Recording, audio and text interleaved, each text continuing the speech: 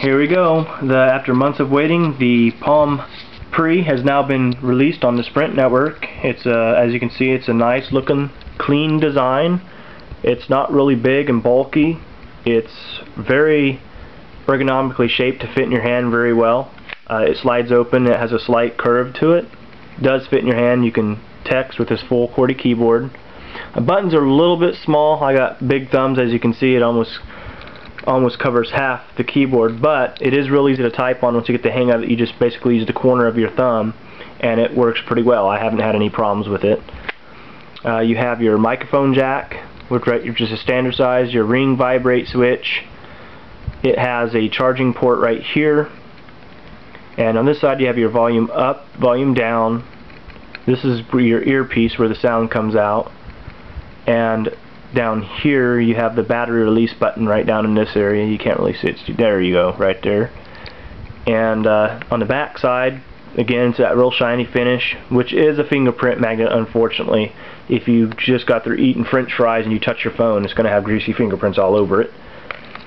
You have a camera, 3 megapixel, with a flash. It does work very well, very clear pictures, and a pretty good speaker too. I was surprised how loud it is, how clear it actually is. Overall, it's a real sleek phone. I like it. It's very fast, very stable. In fact, this is one of the fastest, stablest phones I've ever had. It doesn't come with a lot of accessories. It just comes with the basic. It comes with a little protective pouch, USB charger. It's just a standard USB plug, which I also use this with my MP3 player to charge it as well. But I probably won't use that anymore since I got this. 8 gigs of internal memory. And just pop it out. Comes with this charging, syncing cable, and a stereo headset. This is not a hands-free handset. It's just a headset for playing music. It doesn't have a built-in mic or anything. Spanish documentation, English documentation. Of course, it comes in a box, and some other miscellaneous items. A tray that the phone sat in, which is a hard plastic, and a bag to recycle your old phone. I'm not sure why they would give that to you. I'm going to sell my old phone on eBay. Let's take a look at the GUI. It's a really quick, responsive phone. It has a good dedicated graphics processor, which allows it to have very smooth GUI functions, very fast. It's got a decent web browser, a good phone application. I like it. Works really well.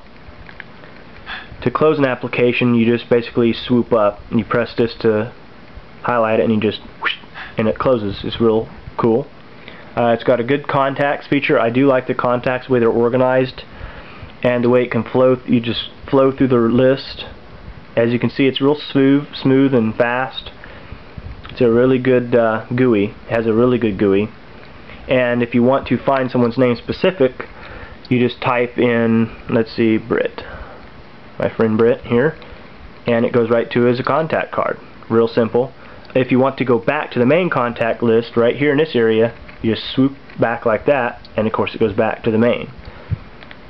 Close that out. The web browser is a good browser, pretty quick. It is faster with Wi-Fi. However, Sprint, as you know, is 3G, and in some areas is starting to launch to 4G, because this is a 4G capable phone. It goes pretty quick. It's a nice browser. You can zoom in and out real easy just by pinching in and pinching out will give you the zoom. As you can see, it's a pretty decent little phone. Here's your email application, which I have only so far set up my Gmail account, which it natively supports. You just have your basic folders, and I'm sure you know how email works, so I don't need to go big into that. To get to the main menu, you just press this main menu button here. Sorry about my camera focusing, it's not very good, I guess.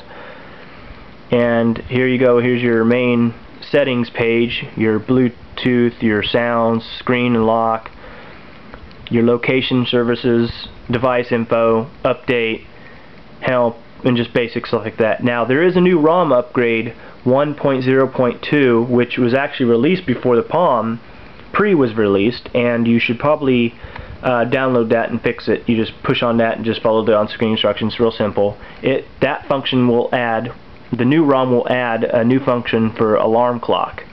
it'll allow you to have alarm clock. It doesn't have that out of the box unless you buy a later one that shipped later probably.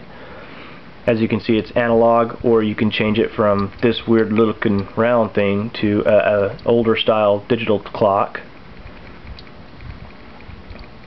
Yeah, just click on the themes and then go digital. And there's a digital. You can turn the alarms on and off, whatnot. Pretty simple to use. That's one thing I did notice about this phone. A lot of people were afraid of it, thinking it's going to be hard to use, but it's really not. I mean, everything's designed in a common sense kind of way, which is really efficient. AccuWeather application, of course I showed you the camera, works really well. Very good bright screen, easy to take pictures with very well. The photos, it takes very good clear photos, and the albums are pretty neat little album here. Of course, you got your all images, your pictures you've taken. These are my music thumbnails for my music, and then it has some desktop backgrounds. A couple I've added, like this one right here I added myself, as you can see. Another application I thought was neat is the music application. I really like it. It's pretty quick. You can easily view, sort through by artists, albums, songs, genres, playlists, and whatnot. If you do just, let me turn down the volume so it doesn't overpower the camera. And you can just hit shuffle all. You just hit shuffle all. And at first it goes off with album view, shows the album cover, it plays. You can skip to the next song by pushing that, or you can just swoop it and it'll just play. And if you want, you can go list view, which you can just scroll through, and as you can see, it's pretty much just a basic music player, and it works really well. Has a good loudspeaker.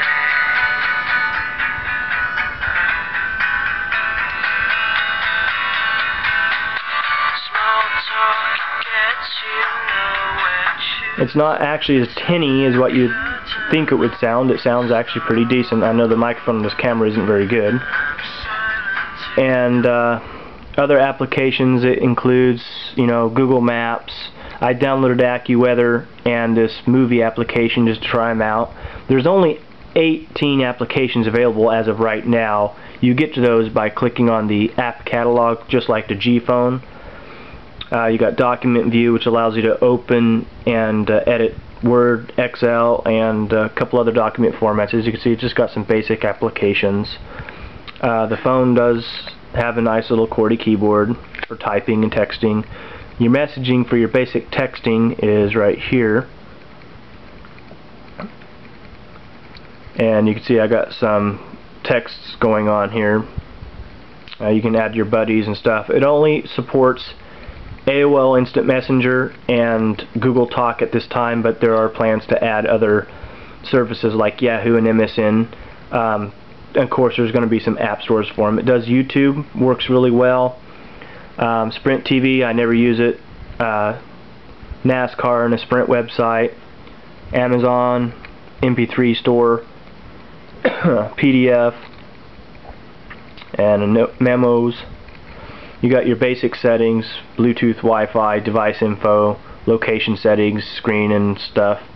It's overall a great little phone, and hopefully this tutorial was helpful for you. If you have any questions about it, just post it in the comment section or just mail me on my YouTube account. I will try to answer them as best I can. However, I do work a lot of hours, so hope you've enjoyed this review, and hope you enjoy your new phone.